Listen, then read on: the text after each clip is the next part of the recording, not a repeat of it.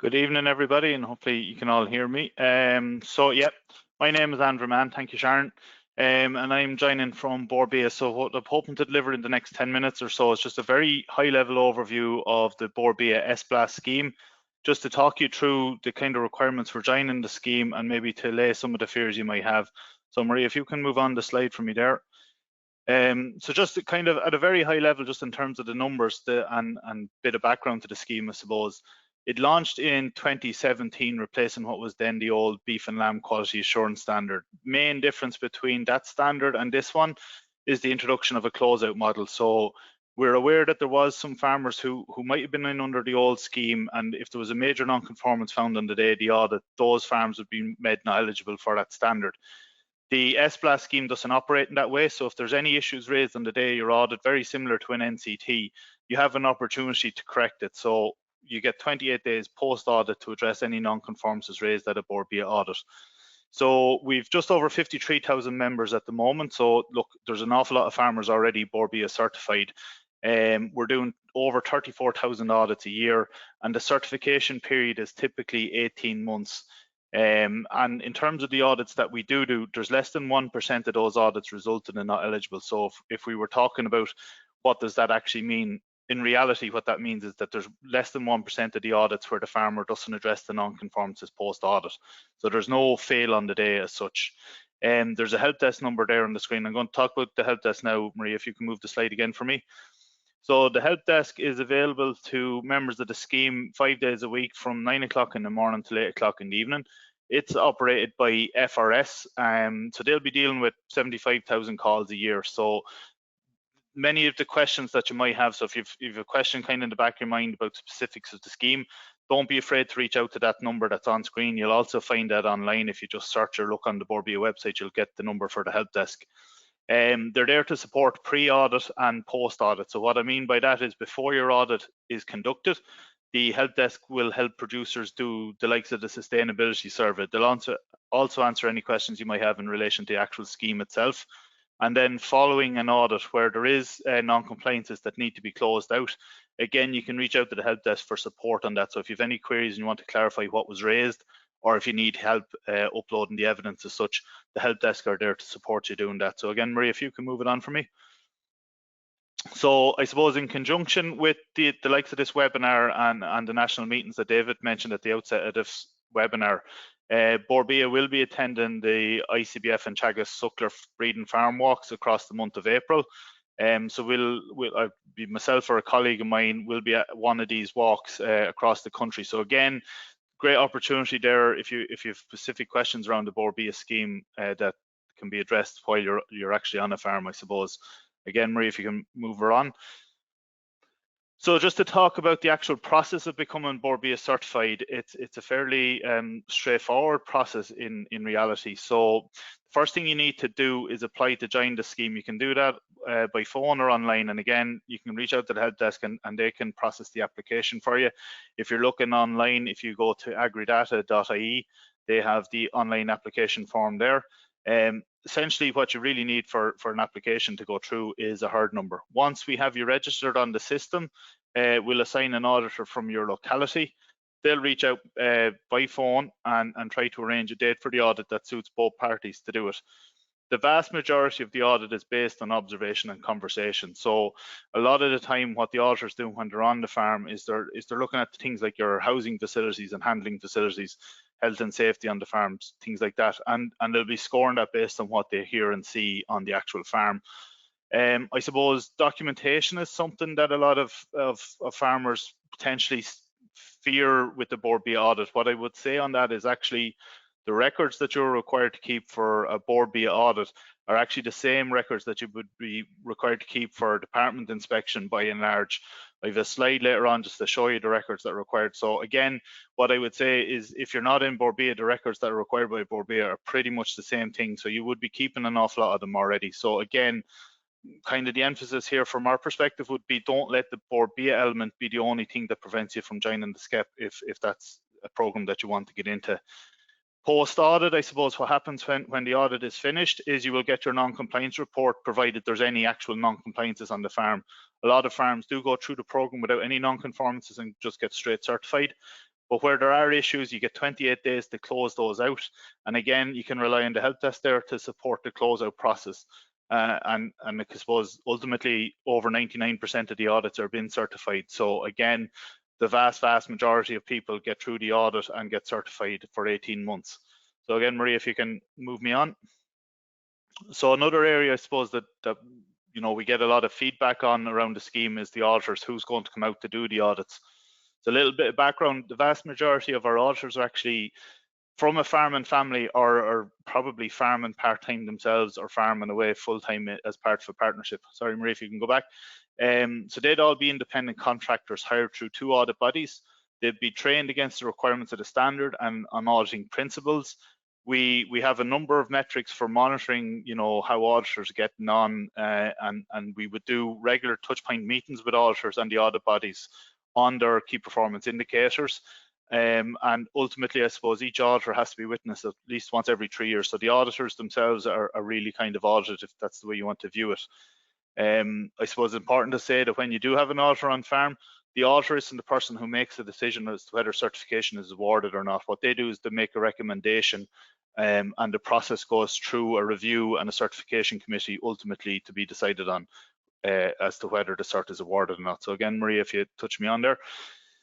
So just to touch on the non-compliances that occur at a lot of audits, I suppose, where they do occur are around remedies. And that could be simply usage records being not up to date or available on the day of the audit.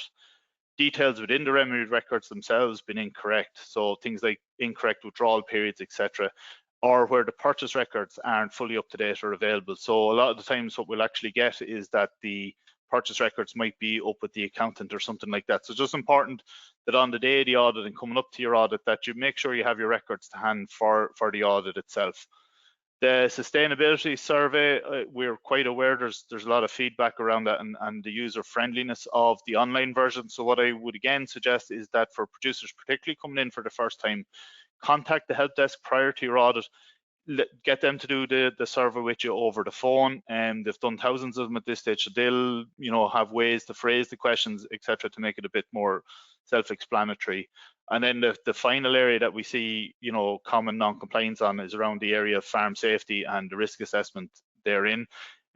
So again, what I would say in relation to that, because some of the feedback we've gotten even at some of the meetings is, you know, what's health and safety got to do with product quality coming off a farm? Well, ultimately, I suppose it ties back to this being an industry standard that's agreed by the industry and an independent pair of eyes coming on farm. Even if it only points out one safety measure that could be improved on a farm and it saves one person from a serious accident, you know, I think it's fully worth it. So again, Maria, if you just move me on. So the sustainability surveys, again, I've touched on it. I've said, look, lean into the help desk to get that done prior to the audit. Once you've registered with Bord Bia for your audit, you will get an information pack. It'll contain the standard, it'll contain key information around how to get Bord Bia certified, what's going to be required at the audit, etc. In that, there'll be a letter with a pin. Once you have that, you're able to log on to farm.bordbia.ie to do the survey there, or you use the help desk. And again, I would stress maybe using the help desk first time round in particular. But what we're looking for in that sustainability survey is that we're looking for your data from January to December of 2022. So regardless of when your audit happens in 2023, it's the previous calendar year information we're looking for. That survey, I suppose the reason it's so important is the information from that survey is what's used to generate the carbon footprint. Carbon footprint really been the reason that this is a requirement of the SCEP program. Again, because of the environmental program, what the department are looking to do is report on the carbon footprint and as part of this program. So Maria, if you move me on. So I touched on the record. So what you see on screen here now, all the records to the left-hand side with the red asterisks, they are what would be required by the Department of Agriculture in any cross-compliance inspection. And what's on the right-hand side are the 2 remaining records within the SBLAS scheme. So that's the own farm feed record and the animal health plan. Both of those are 1-pagers at the back of the Bord Bia farm book that you get when you register to join the scheme. Just one thing to say on records, to be very clear on it, you don't have to fill out the Bord Bia farm book. You know, the requirement is that you have the relevant records. So if you have those records and it's in a diary or it's on a farm management app or whatever it might be, as long as it contains all the relevant information, it's a perfectly legitimate way to keep the record. So we provide the templates, etc., just I suppose to make life easy for people who don't want to go off and find out what they need to fill in. The record and the record book is made available for that purpose. So Maria, move me on again. So just a bit of quick advice, I suppose, about preparing for a Bord Bia audit. Look, ultimately, it's about doing little and often. A lot of the time, the kind of feeling would be that farmers are leaving off kind of making sure that the record's up to date till 2 or 3 days before the audit, and that just builds the stress. So ultimately, where you can, just keep on top of the documentation and stuff as you go through the year. And even if you had a little reminder on it, just to do it every couple of months to go in and just see where things are and keep them neat and tidy. Use the preparation checklist that comes out before your audit as well. Again, it's just a ready reckoner and kind of a reminder of what you need going into the audit. Have those records available on the day of the audit. So even if it's a case of a week before your audit, going up to your vet and asking for your remedy purchase record, a print off from them, and going up to your co-op and asking for a printout of your meal purchases, to have them on hand on the day of the audit makes the thing go far quicker. And again, if you are using ag food, if you have your login credentials to hand on the day of the audit, again, it's just helpful to speed up the audit. Maria, again, if you can. So just in summary, what I would say to you, like, basically don't allow the Bord Bia requirement to be the reason you don't join SCEP. An awful lot of farmers are already in the program, and an awful lot of farmers who aren't in the program already are doing what is required in terms of the paperwork. There is a help desk available that wouldn't have been available under the old beef and lamb quality assurance program. So again, the number is there. We'll make it available in every which way we can. The audits are done at a time and date that suits the producer. And any non-compliance that's raised on the day of the audit, again, they can be addressed following the audit. So you can't fail on the day of an audit. So again, I suppose the call out for us is just to remind potential people signing up for SCEP is that there is a time lag between your application for Bord Bia certification. So what needs to happen is we need to get your audit done.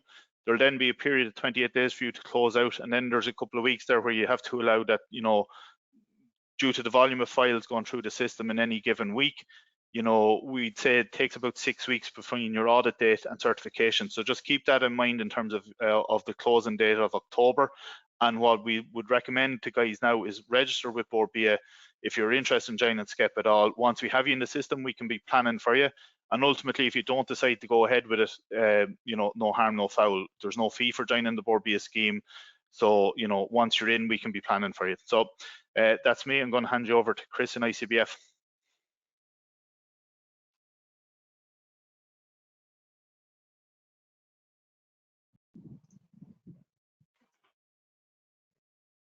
Yeah, thanks, Andrew. Can everyone hear me there? Yeah, hopefully they can. Yeah, loud and clear, Chris. Yeah.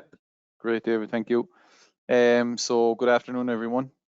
Chris Daly is my name. I work on the Herd Plus team of ICBF, which is, I suppose, the Farmer Information Service of ICBF. I do a lot of work with the department on the various beef schemes that they've run, so BDGP, BEEP, and now the SCEP.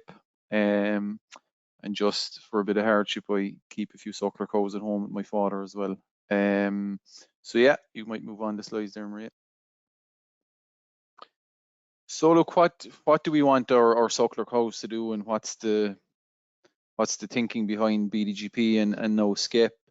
And like, I think if I'd be pretty confident if I did a survey tonight of all of the people on the webinar and asked them, what traits would you like your suckler cows to have, or what characteristics would you want them to have, then I'd be pretty confident that 95+% of you would agree that you'd like all of those traits in your cows. So docility, calving at 24 months or as close to it as possible, good calving ability, good milk, which in turn leads to producing a good calf, good fertility and longevity, so we want them to last in the herd. We don't want to have high culling rates because it's expensive, and moderate in size, so not too small but not too big either. So you just flick on there, and then if you think about the replacement index, and by extension the programs, because the programs have been promoting higher replacement index animals, the replacement index has been promoting that animals that exhibit those traits and that excel on those traits generally have higher replacement indexes. So, you know, they go hand in hand with, you know, the traits that you as farmers are looking for and the traits that are rewarded in the replacement index. So here is a graph, and it's looking at the genetic merit trend for the first calved heifers into the suckler herd over the last 10 years. On average, you have about 135,000 first calvers every year. And this is looking at the replacement index. So back in 2013, you had a index of in or around 70 euros up to the top. And now at 2023, the heifers that have started to calve down this year are up at about, you know, 115 or 16 euros. So there is quite a lot of gain, about 40 to 50 euros there over the last 10 years, which is positive to see that the genetics on the overall replacement index are moving in the right direction.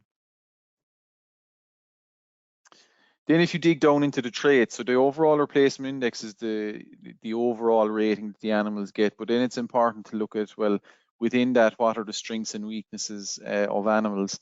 So on the left-hand side, if we're looking at the milk and fertility, and the blue line represents milk, and generally speaking, that has been moving in the right direction. It's been increasing. The scale on the left-hand side is for that. So we started off back in 2013 at about just under plus 5 kilos, and it's now increased to just over 6. Calving interval, which is the orange line, so that has been decreasing, and you might say, well, is that not a bad thing? But the scale on the right-hand side is for calving interval, and if you think about it, you actually want to see a negative figure for calving interval, and the more negative, the better. So the fact that that line has been going down is an indication that the genetic merit of the suckler herd has been increasing for calving interval, which is, it's the main fertility trait within the replacement index. And then on the right-hand side, we're looking at 2 carcass traits. So carcass weight is the blue line, and that has been increasing. The scale down the left-hand side is for that. So we started off back in 2013 at about just under 10 kilos, and now it's up at 14 kilos.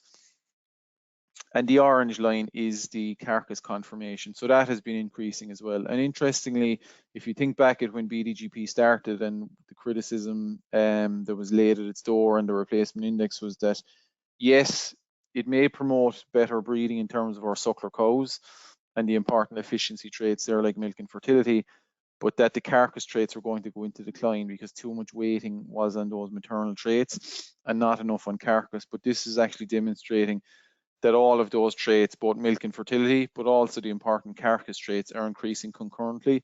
And we know that we need our suckler cows to have both. We need them to be milky and fertile, but to also possess good carcass traits, which they'll pass on to their calves so that they can perform well. So if we're to look at the actual physical performance on the ground, and this is the fertility performance of the suckler herd over the last 10 years, the blue line is calving interval, and the scale for that is on the left-hand side. So it's generally been moving in the right direction. If you look back there at 2013-14, so there was a big drop off in the figure in 2014, or an increase. And I don't know if I'm blessed or damned, but I do have quite a good memory. And this time 10 years ago, we had an absolutely terrible fodder crisis. People were going here, there, and everywhere looking for bales of silage and bales of hay just to keep animals fed. There was no silage left, and the spring was cold and wet, very little grass growing. And that obviously had a knock-on effect there to 2014, where, you know, cows had longer calving intervals, farmers had problems getting them back in calf the previous spring. But it has generally been decreasing. Another bit of a peak in 2019. There was issues in 2018 as well, whereby there was a bit of a fodder crisis, but it is starting to come down again. And the orange line is your calves per cow per year, which has been increasing. So essentially for every 100 suckler cows, we'd like to have as close to 100 calves as possible. You know, very difficult to hit 100 with the best will in the world or the best management in the world. You're going to have casualties, there's going to be mortality. But unfortunately, there are some cows out there as well that just aren't having calves because of poor fertility and poor efficiency. So we need to get that figure up, and it is increasing. It's up at about 0.88 now, so about 88 calves for every 100 cows. So what about the milk and the weaning performance? So this is data that was collected through the BEEP scheme, BEEP program over the last 3 to 4 years. And the data was analysed by Dr. Alan Toomey, who works with Chagask. And these are the results that he came back with. So it's looking at 3 years, 2020, 2021, and 2022. And consistently throughout those 3 years, the 5-star cows, their calves have been 6 kilos heavier at a 200-day weight. So that's a weight that we adjust the weight of all calves to, so that we're able to compare them to each other. When you go to weigh your calves, they're all going to be slightly different ages. We adjust them all to 200 days to get a comparison. The cows themselves, and this is 2020 data, were 27 kilos lighter. And that resulted in a weaning efficiency difference of 3%. So what weaning efficiency essentially is you take the calf's weight at 200 days of age and you express it as a percentage of the cow's weight. So the 5-star cows had a figure of 47% versus, we'll say, the 1-stars at 44. And that has been the same throughout, the same in 2021, heavier calves, the cows themselves were lighter with a better weaning efficiency, and the same again in 2022. And that has been consistent right through beep. And as you know, in the new SCEP, the weighing part that was in beep is now part of SCEP. So these cows, as well as the fertility in the last slide, their milk and weaning performance is also better. So going back to one of my earlier slides where we were looking at the genetic trends for the maternal traits and also looking at the carcass traits. And again, I'll say that, you know, one of the criticisms of BDGP at the start was that, okay, it was going to maybe breed more efficient cows in terms of the maternal traits, but the carcass traits were going to go into decline because there wasn't enough emphasis on carcass traits in the replacement index. But that hasn't been the case. So the blue line here represents carcass weight over the last 10 years, and that has been generally increasing. So over the last 10 years, there's been an increase of about 13 kilos on carcass weight, but probably most significantly, both from an economic point of view for farmers because of the cost of taking animals through to finish, but also from an environmental point of view, from the point of view of methane. The animals were 44 days younger at slaughter. So you could say a month and a half, the animals were being slaughtered, and the conformation was R equals throughout. So there was no drop off in the quality of animals. You know, the conformation wasn't disimproving, it's remained the same. And these animals, there's about 300,000 of them every year. These are suckler steers. So it's not looking at dairy beef animals. We're looking at the suckler bred animals in isolation here. So then I just went a step further and I broke those steers out into 2 groupings. So one grouping was animals that were born in BDGP herds, and the other grouping was those born in non-BDGP suckler herds. And I just took a look at the performance of them. So on the left-hand side, we have the carcass traits, or sorry, carcass weight. The orange line represents the trend for carcass weight in BDGP herds, and that has been consistently ahead of those herds, or the animals born in non-BDGP herds. So there's a difference there of about 13 kilos in 2022. And on the right hand side is age at slaughter. So the animals have been in BDGP herds, which is the orange line, have been consistently lower throughout, about 7 days younger. And even more interestingly, the animals being slaughtered from BDGP herds were half a conformation score better. So when we look at all steers, they stayed consistent throughout the last 10 years. But then when we broke them into BDGP versus non-BDGP bred animals born in BDGP herds that were taken through the slaughter were half a conformation score better on average. So again, the quality of these animals is actually increasing. So some of you might be involved in a weaning enterprise, not taking animals through to slaughter. So we also looked at some weaning data. And I suppose the €1,000 weaning has long been a kind of a benchmark for you know, good performance in a weaning system. Can you produce weanlings that are hitting that €1,000 mark now? Maybe given where prices have been going in terms of costs and that, we should now be talking about maybe the 12 or 13 or €1,400 weaning. But look, it was just a benchmark figure that we used, the €1,000. And we broke the dams of the calves. So sorry, all of this data came from marts. So we get data from probably 80 to 90% of the marts around the country. We get the weights and the prices of the animals. And what we did was we pulled out all of the weanlings in 2022 that made over €1,000. And then we looked at the star ratings of the dams and broke them into their categories. And what we found is actually almost half of those €1,000 weanlings came off 4- and 5-star cows. And again, going back to some of the criticisms we had at the start of BDGP was again that these high replacement index cows, they were all about milk and fertility. There was no carcass quality there, and they would not be able to produce these high value weanlings. But that hasn't been the case. In fact, they're producing the majority of those calves. So just a quick summary.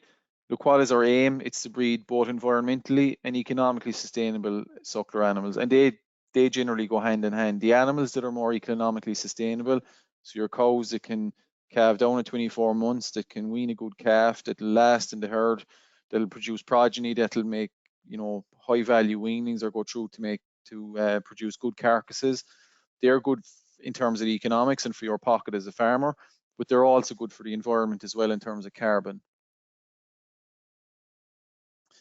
When we look at the trends, the genetics of the herd is moving in the right direction, but also the physical performance. So you could say that the genetic performance is theoretical, but it doesn't matter if the physical performance isn't improving, but the physical performance is going in the right direction as well. We've better fertility, better milk performance, and I suppose most critically in terms of the output is the carcass performance is also improving, and particularly in BDGP herds. I just see already there's some questions in on genomic tags, and I know that farmers have been very hot on this. Look, they'll be arriving on farms from probably midsummer. Realistically, at this stage, it'll be most likely towards the end of May before tags get out on farms. So look, different this year in that the scheme is only open for applications now. There's no reason that in future years we won't be able to get tags out in January, February, March when animals would generally still be inside. But this year it's just going to be that little bit later. An important point, particularly for new entrants, is that ICBF, when we'll select the animals for genotyping, we'll prioritise the 4- and 5-star animals. And that'll be very important from the point of view of meeting the 50% target in 2023. If you have enough 4- and 5-star females in the herd, they might not be genotyped, but your first year's genotyping should be enough to get enough of those animals genotyped so that they meet the genotype 4- and 5-star target on the 31st of October this year. And just interestingly, in BDGP, 98% of the herds met the final 50% target. So back at the start of BDGP, there was a lot of maybe fear or worry amongst farmers that the target, particularly the final target of 50%, was too high to meet. But the vast majority of herds actually met it. And interestingly, when we looked at a lot of those, of the 2% of herds that missed out on the target, a lot of those herds were herds that were sort of no longer engaging with the program. They weren't sending back any data, or maybe had gotten out of sucklers and gone into another sector, maybe dairying, dry stock, or farmers had maybe retired. So there was very few engaged herds actually missed the target in 2022. And if we were to apply the 75% target, which is the final target in SCEP in 2027, which is 75% of your reference number in genotype 4- and 5-star females, 75% of the BDGP herds would have met that last October. So a lot of the herds that were in BDGP, you know, because they had so many genotype 4- and 5-star females in the herd, they actually would have met that target last October, which was 5 years before that final target for SCEP. So you know if herds engage with the program, with the department, with ICBF, you know, try and use maybe a little bit of better AI or better stock bulls, genotype plenty of animals throughout the program, there will be no issue in meeting that 75% target in 2027. So that's the end of my presentation. I can hand you there back to David.